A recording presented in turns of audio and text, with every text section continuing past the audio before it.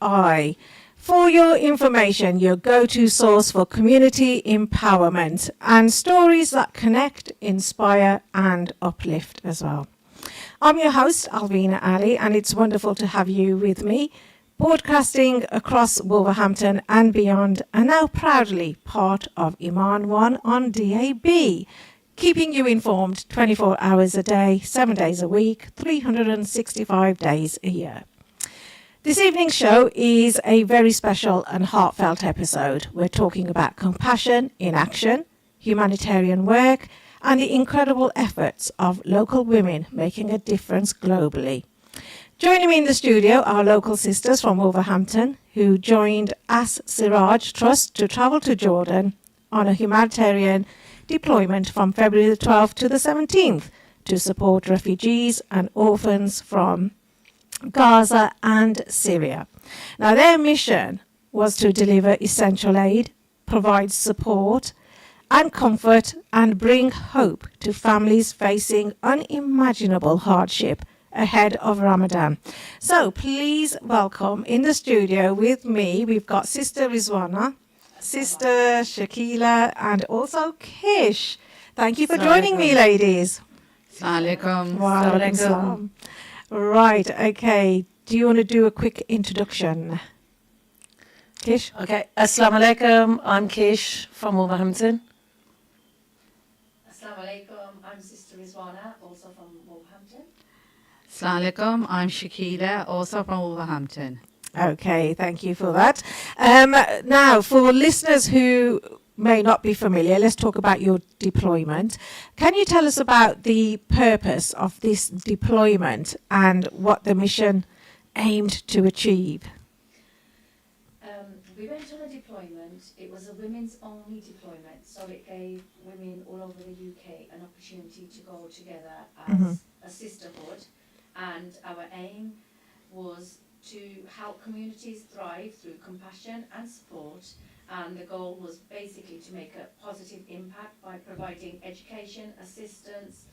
We provided food parcels, hygiene packs, fresh food, hot food was delivered, and medical kits, just some of the essentials. Excellent. So you actually went out there, supported the refugees, the orphans, and like you said, you delivered aid. And also, how was it visiting the camps and the homes? How did you find that? I think it was very difficult at first for myself because my expectations was what I see on the news and stuff. But when I went there and I saw how humble these people are, considering they've got nothing and what lives they live, they were still willing to give, and they were so welcoming. They were thankful for us, and it was just very inspiring to say that, yeah, we've been out there and we've done as much as we could. Riz and Shakila as well. Now, you obviously travelled to support the families as well who have been displaced and who have also been facing trauma. What was it like arriving there and seeing the situation firsthand? It was heartbreaking. You can't imagine what these people are going through. Like when you look through social media, you see all these pictures that don't kind of sit with you, but seeing firsthand in real life what the trauma these people have gone through, it's something else. And I think I've brought a part of that back with me. It makes you appreciate things in life, maybe things you've overlooked, you've never, understood. But when you look at these people, they're just grateful to just have what they have. And it's bare minimum, sometimes not even the bare minimum. But alhamdulillah, I just think that these people, they're the people of Jannah. There's something else. I totally agree with you. So what about you, Riz? Have you got any sort of emotional reflections on visiting these families yourself? Definitely. One of the greatest things I'll be taking back is while we were there, not a single one of the refugees, the children, nobody at all complained. They had no grievance. The only thing that came out of their mouths was alhamdulillah. And it definitely makes us reflect, to make us think that we should be grateful for living in this country. We're in this country, we're here, Allah Ta'ala's put us here maybe to test us. What are we doing for the greater ummah? And yeah, just being there was humbling for us. And also it was an opportunity. They kept on thanking us, but in turn we were grateful to them. They, as Kish said, they welcomed us into their homes.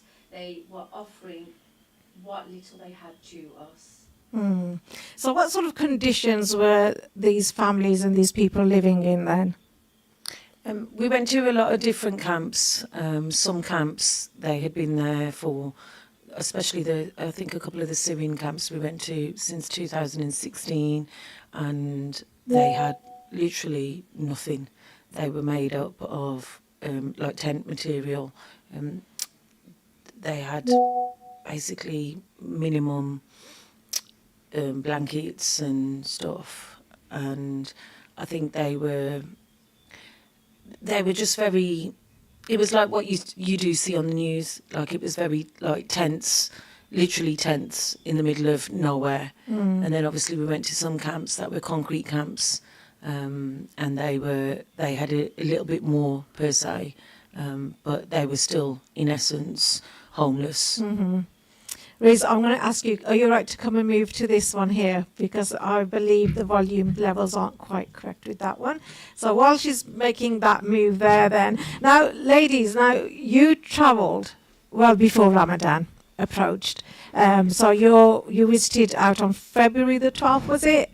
So why was it important for you guys to go out and deliver aid at this time before Ramadan? So basically, as we're approaching Ramadan, a lot of people are wanting to give their zakat, their sadaqah for a cause, that supports people that are in need. And what better way to send your zakat, your sadaqah to the people of Palestine and Syria? It's out there, we're seeing what's happening, and people to an extent are becoming immune to it now. It's become normalized, but we can't forget them because they are waiting for us. So just before Ramadan, just talking about it, making people aware of the situation. And I can't thank the people that donated towards myself. MashaAllah, people were readily to give money, their zakat, their sadaqah for the cause. Yeah. And it's a good way of educating them. Maybe they don't totally understand what this deployment's about, and they are quite saying like, oh, that's really good, mashallah, inshallah. We know in the future we will see if there's an opportunity for us. So inshallah, it was a good way to promote the charity before Ramadan due to people getting ready with that mindset. So you talked about the charity. Let's talk a bit more about them. So how did you get in touch with them, or did they approach you, or were they seeking particularly women to go out on this deployment? Basically, in Wolverhampton, there's a young lad called Faisal, and he works with Siraj, and him and his family are well known in Wolverhampton. So it was through him, he said that I want to arrange a women's deployment, and it was just through him, and the opportunity arose, and we just started collecting donations per se. It was open to everybody, every female in the UK. Posters were put around, and we then basically pay for our own tickets, so that covers our flights, our hotels, our transport while we're out there. So all the donations are 100%.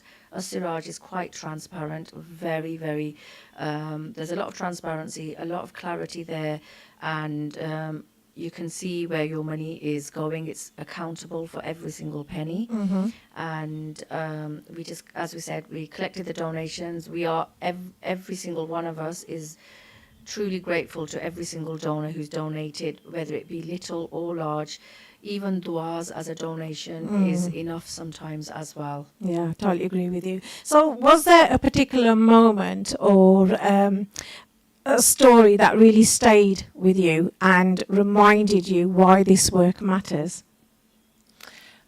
For me, it was, we had gone to one of the Syrian camps and we were handing out sweets, and there was 3 little children, and I was giving them a bag each, and the first one grabbed the bag off me and he was trying to open it, and the second one trying to open his, And by the time the second one had opened his, the first one handed me his sweets. Oh, He sweet. gave it back to me, and I was like, no, this is for you. He was like, no, you have. And then the other one, he was like, no, you have. We want to share with you. Like, it's okay. And that for me just stuck with me. Like, it was, my heart just melted to say they've got nothing, but they still want to give back what they have got. They still want to share. There's like, no, it's okay, you have. And that stuck out for me. Oh, bless. Now, was there sort of like a language barrier at all, or did they try? How did you communicate with them? Yeah, there was a language barrier. We did have like basic, like Arabic, like how are you and Islam, etc. and stuff. But I used like hand gestures and like obviously giving was We like a hand also gesture had- and stuff. We also had translators. Okay. We had a couple of translators from Siraj as well. We had before we went on the deployment, we had a couple of Arabic lessons as well. That's good. These were from Siraj as well, just to help us go along. But hand gestures, I think just emotions in itself tells a big story as well. Because you touched on women, obviously playing the main role in this humanitarian work. So it's incredibly powerful to see you girls leading the humanitarian efforts. So how important is it for women to be involved in this kind of work? So basically, when we were in camps, there was a lot of female presence, a lot of women that had lost the main breadwinner of the house, maybe the dad, the husband, the brother. And these women had no one to channel that emotion with. So when we arrived and it was a group of women, you could just see them connecting with us on a level.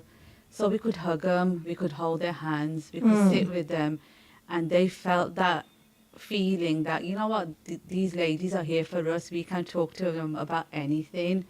And I think it's important, although the brothers do a lovely job, they do a good job, but sometimes a woman can only You understand need a woman's woman. touch, yeah. It's that maternal side. Yes. Like sometimes we were just playing with the kids, did the kids' hair, and just chit-chatted with them. And that maternal side sometimes, as Shakila said, the brothers do an amazing job, but that maternal, the empathy, it really comes across a lot more from the women. Right, let's talk a bit more about then Asiraj Trust then more broadly. What does the charity do and who do they support? So basically they support all causes all around the world. They go to Pakistan a lot as well, and they envision a world where everyone has opportunities for a dignified life. Yeah. Through sustainable solutions as well. They strive to create lasting positive changes that promote well-being as well. So on certain deployments as well, they've on the deployment we went, we had hot food being served from Kishi and Kishi's kitchen team. The food was actually cooked from a widow's camp. The kitchen was a brand new kitchen provided from Siraj. So these widows, they will cook and they will try and give it out to other camps as well. So they are supporting, so the charity will like pay them to cook the food. So in turn, it's like a sustainable source for them as well. A lot of people may think like, you know, we give out food parcels. Why are we not doing more? Why are any charity, why are they not doing more in terms of setting up a business for them? But a lot of people, myself included, until we didn't go onto the deployment and you find out in detail, a lot of them are not allowed to work.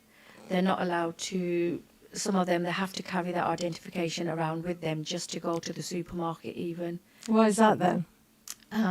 They're issued identification cards from the UN and stuff. Okay. And these are just the laws and the regulations set down by each country for the refugees. So they literally do, waiting for aid, they literally do rely on the aid that's provided from charities. It's like the water thing. So basically, we went to one camp and the water was delivered, say, 2 months ago or something. So they will have to wait now for a couple of months for another load. a truck to come. So how they utilize that water is entirely, and if they run out, it's a waiting game for them until the truck comes. Wow. Life changing, isn't it? What you've actually been out there and what you've seen. Now, this journey obviously is inspired by powerful teachings about charity and compassion. So how does faith motivate the work that you do then? Obviously, in Islam, we're taught about charity. Charity earns good deeds, and charity helps us for our hereafter as well. Yeah. But even in this world now, it makes us realize how grateful we are. It makes us realize that, you know, We've got a roof over we've our heads, a we've got roof over our heads, food. and Yeah. we always do dua that Allah Ta'ala Yeah. makes us the hand that always gives and never ever makes us the hand that needs to receive. So faith plays a really important part in it. Right. Okay. Now, for listeners who are listening and who feel moved by what they're hearing today, how can they support your work and how can they donate? I think Al Siraj has still got their, you can donate anytime to Al Siraj. I think it's got its open links, etc. And obviously part of being Muslim is giving your zakat, giving your sadaqah, giving your charity. So through there, I assume that they can give at any time. And even in terms of, even within your local communities, just some simple things like doing a cake bake sale, even little things like that, bigger fundraisers, and just getting involved with charities, going online, seeing if they need volunteers or so forth. Okay, so obviously I want to share a beautiful reminder. It's a bit of like a listener reflection for me, little segment here. So I want to share a beautiful reminder mentioned by the Sisters campaign here. So the example of those who spend their wealth in the way of Allah is like a seed that sprouts 7 ears. In every ear are 100 grains. Now, it's a reminder that every act of generosity multiplies in ways we may never see. So, speaking from the sisters' experience, that is my time for reflection. We're going to go into some of our listeners' questions then. And I've got the first one that reads, what motivated you personally to take part in this deployment? And how did you prepare emotionally before travelling? So any one of you can answer that one. So basically, I would say that seeing so much, not just in the last couple of years, well over time, the way the Muslim Ummah, you know, the trauma, the situations that they're going through, and just watching it every day and trying to resonate, trying to understand why, and just wanted to be in the midst of the people, to hear their side. Like I said, on social media, you see so many things, but they're with you for a moment and then they disappear. So I wanted that feeling, that organic feeling, to go out there and actually sit with the people on the floor and have that conversation with them. And also the fact that I also wanted to see how aid is distributed. Yeah. I think that was important for me because we see so many charities are out there and everyone's doing a good work, mashallah, you know, it's really good. But for myself, I just wanted to see, where does it actually go? Who actually gets it? So that was one of my main things that I wanted to do. So I saw that, and alhamdulillah, I'm very satisfied that the charity raise does go to the right people. That's that good. need it, There's yeah. peace of mind for everybody then, isn't exactly. it? Yeah. So another listener's question then. So what was the most powerful moment during your visit that really stayed with you after you returned home? Okay.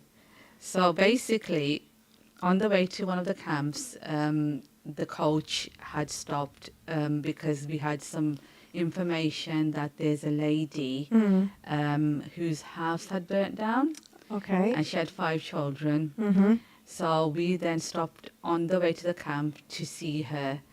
And when we approached her house, it was a state. Basically, we went in and the fumes were so poisonous.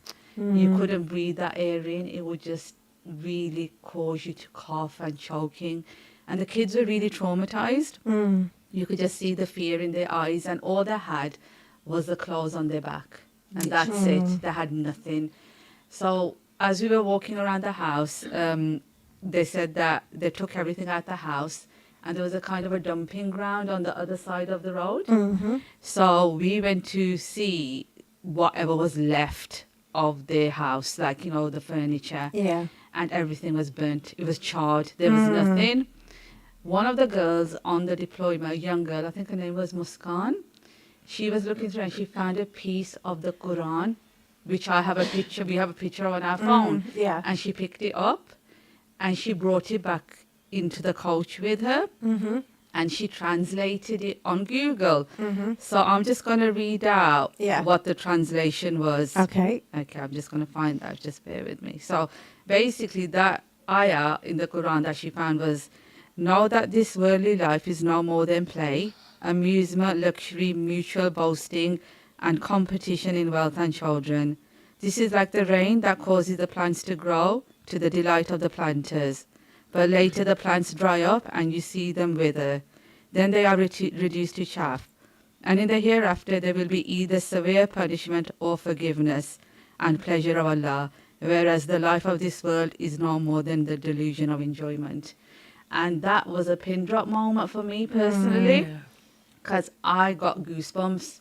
And it was like Allah subhanahu wa ta'ala is speaking to us directly, like we're living in this bubble. We're thinking, oh my God, you know, we're so big, we've got so much, but no, we're nothing. And that was a moment. It's still, when I read that, I look at that picture, I look at that ayah, and I'm like, that was Allah speaking to us. Powerful words. Now, obviously, after such an emotional experience, how do you look after your own well-being then when you return home? I think because when we came back, obviously Ramzan started.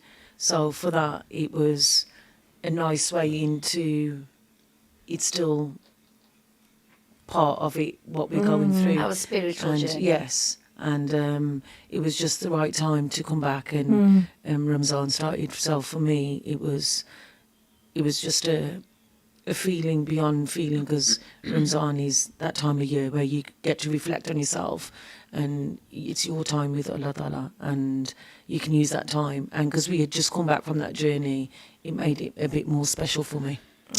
Okay, so again, how can local communities here then support humanitarian work, even if they can't travel themselves?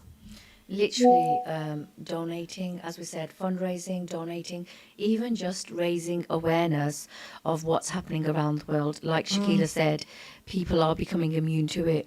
It's not as much on mainstream news anymore, although social media does show a lot, but people are definitely becoming immune to it. Just raising awareness, sharing posts maybe, and definitely just sharing stories about what's happening. So we'll go quickly into this text message that's coming as well. It says, it's been a great show listening to Rizwana and sisters regarding their deployment.